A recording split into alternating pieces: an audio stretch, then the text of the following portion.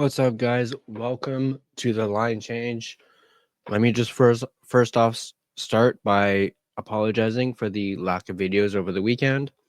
As I mentioned in the post I made, mentioning the upcoming videos that we got coming out, I mentioned that I got a bit of a cold late Thursday night and was dealing with that Friday, Saturday, and then Sunday as well. Plus, it was Easter, so I figured I'd just rest for the long weekend. I was going to do a video on Friday, but then I wasn't feeling up to it due to coughing and constantly going through a whole box of Kleenex. So feeling a lot better now. So we're going to get some content out for you guys, and kind of perfect timing too, considering that the comments from Patrik Allvin, Jim Rutherford at the end of the season media, like their specific part. I know the players did their bit on Friday. We might get into that a little bit later in the week, unfortunately, because I really want to tackle what Allvin and Rutherford said, in particular, some topics, and we're gonna start, hot right off the gate. We're gonna talk about Patrik Allvin's comments when it comes to Elias Pettersson and whether or not he'd still be willing to trade him before July 1st. I am gonna go over some of those quotes from an article, and just so I know some things that he said, even though I did watch the at least a couple clips on Instagram, so I know what they said. But let's go ahead and dive right into this. Let me just bring up the article. So I'll leave a link to the article in the description down below, as I always do. So you guys, if you would like, you guys can read along with me. But we're going to go over an article on Canucks Army, as we normally do. And it's titled Canucks Keeping Options Open When It Comes to Trading Elias Pettersson. Articles by Tyler Cool. Apologies if I mispronounce your name. From yesterday. And it just has a brief little summary about what Allvin said in regards to Pettersson.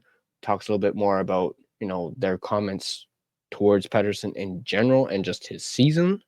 But let's dive right into it and start off with a quote from Patrik Allvin, where he is essentially asked if he's willing to keep trade conversations open in regards to Elias Pettersson. And he basically said, I will keep all my options open. He started by saying that, and then he went back and said the quote, which is the title of this video, I'd be stupid not to keep my options open. So I got to say, that's a bold move on Allvin's part to use that particular wording, saying I'd be stupid not to keep my options open. Everybody knows Allvin's not really smart when he words stuff. He just kind of spouts something out and then doesn't think before he says it. He's done that before with Brock Besser, where he made that comment about, basically saying, if you knew what I was offered, I'd be running out of here, or along those lines. He doesn't sometimes think before he speaks. He just, I don't know if it's a language barrier or just his English isn't all that, but he's got some sound bites, and some haven't been all that great. And I don't know if, saying in particular, especially at this media availability, actually using the word, I'd be stupid not to keep my options open. He could have just left it as, I'm going to keep my options open when it comes to whether or not I'll trade Elias Pettersson or not. I just think it's in kind of poor taste that he says I'd be stupid. That feels as though he's, it's a bit of a, hit on Petey. But I won't dive too much into that or really look into that too much. I just thought he could have maybe worded that a little bit better. Yes, it makes a good soundbite, but at the same time, you're not the best when it comes to things that he says or the way he words stuff. So maybe dial that back a little bit, just a little bit, because it's looking like what you said about Besser, at the deadline, it's coming back to bite you in the ass, because it's looking like Besser after July 1st will not be a Vancouver Canuck. And if it's because of that, and Besser has made it known that, or at least I actually had a conversation with David Quadrelli of Canucks Army and Canucks Conversation at the watch party. He even said, Besser, when Allvin made that comment, Besser's camp and Besser was not happy about it. It pissed him off. So perhaps that will play a factor in whether or not Besser decides to stay or go. But we'll leave that for the Brock Besser video that I have coming up and planned. So let's continue, with this article. The article goes on to say Pettersson had a significantly down year. While he had battled injuries, limiting him to just 64 games. The 26-year-old scored 15 goals and 30 assists for 45 points, his lowest total since the COVID-shortened 2021 season. However, Allvin admitted that he isn't concerned about Pettersson's auspicious point production from this season. Allvin goes on to be quoted as saying, I do believe that the last 3 years, Elias had one down year, which was this year. It's not about the individual points. It's about playing the right way in order to win. Pettersson's name arose in trade rumors once word got out about the off-ice drama between he and now former Canuck JT Miller. President of Hockey Operations Jim Rutherford said back in January that there was no good solution in fixing the locker room soap opera. Even when Miller was dealt to the Rangers, some believe there was still an avenue for Pettersson to be traded as well.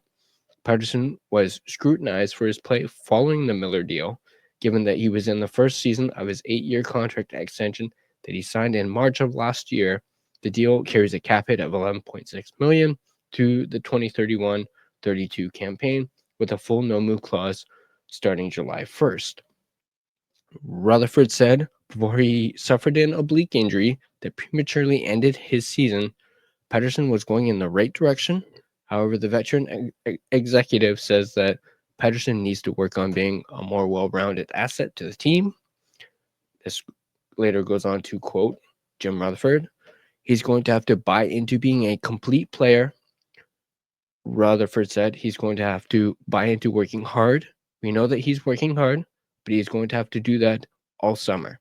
He's going to have to buy into what the coach wants him to do. And part of buying in is being a complete player. If you want to have a contending team, he's got the ability to do it. Just got to buy into it and prepare properly in the offseason.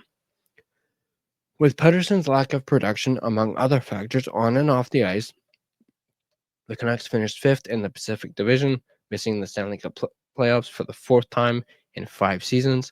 While Allvin stated that the team is open to hearing offers for the Swedish star, he admitted that he has faith in Pettersson, that he can be a difference maker in Vancouver.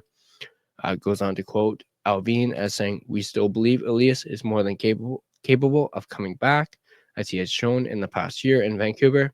I think this is about taking his game to the next level. It's encouraging to see his determination and work ethic. So that's interesting from Patrik Allvin. I do want to mention something as it watching these clips and also watching some other podcasts like Sakaris and Price, Canucks Conversation, and getting their takes and taking little bits of that, and just hearing their thoughts. And then I believe it was Sakaris and Price where they brought up the fact that Allvin and Rutherford come from Pittsburgh. They come from that organization, and that organization had Sidney Crosby. So they have this mindset of what they want their superstar player, which is Elias in this case, to be. Like, they have a very high bar when it comes to what they feel as though a superstar should handle themselves, should be playing, should be training, and all that stuff. They have a very high bar because of Sidney Crosby and them having spent so much time with Sidney Crosby. I do think and feel as though Allvin and Rutherford are, pushing Elias to that bar. That's the example that they're setting. They want Elias to get to that level. But thing is, that bar is so high. And I don't think Elias can get to that level. Like, there's no question about it. Elias Pettersson is not Sidney Crosby. So maybe Allvin and Rutherford need to not have that mindset on, let's make this guy the next Sidney Crosby. Let's get him doing the same thing, Sid did, training, production, playing, and, being a leader on and off the ice. Pettersson's not Sidney Crosby. So maybe they need to lower that bar a little bit and not use Sidney Crosby as a example of where they want Pettersson to get to. Yes, could he have potential to maybe come even close to what Crosby is? I don't know. I honestly cannot answer that question right now. But I do feel as though it's putting a little too much pressure on Elias Pettersson with that mindset, if you guys understand what I'm, trying to get at here. And they need to realize you're not in Pittsburgh anymore. You're in Vancouver. Vancouver does not have a guy the caliber of Sidney Crosby. So you need to stop using that as a focus point on, putting Crosby as an example, or having that bar, that Crosby bar, let's call it that. You can't have that here. But let me know in the comment section below. Do you guys agree with that? Do you guys understand where I'm coming from with that? Do you guys think as though Allvin and Rutherford have set the bar a little too high for Elias? With that Crosby connection and, with them bringing that from Pittsburgh to Vancouver, or that mindset? Let me know in the comment section down below if you guys agree with that or not. It was just something that popped into my head and made me really think, maybe they're putting too much pressure on Elias. Like, yes, he's making $11.6 million. And that's on PD. But, perhaps they've set the bar a little too high for Elias and need to bring it down, maybe several notches. But once again, let me know in the comment section down below what you guys think. Yeah. And then let me just double check, see any more about this article. No, there's not. So I'm gonna go into my sponsor read, and then we're gonna close this video out. But let me get into my sponsor read first.